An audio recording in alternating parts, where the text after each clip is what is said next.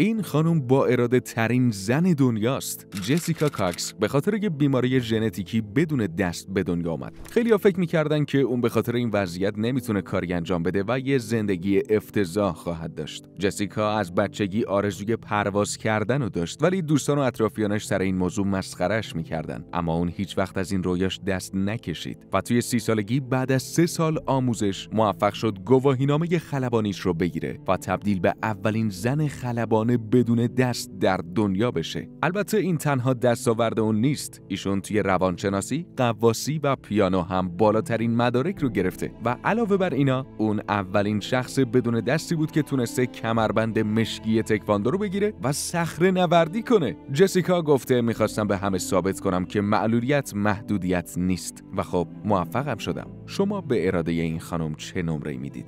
برای دیدن دانستنی‌های جالب دنیا پرمکس رو فالو کن.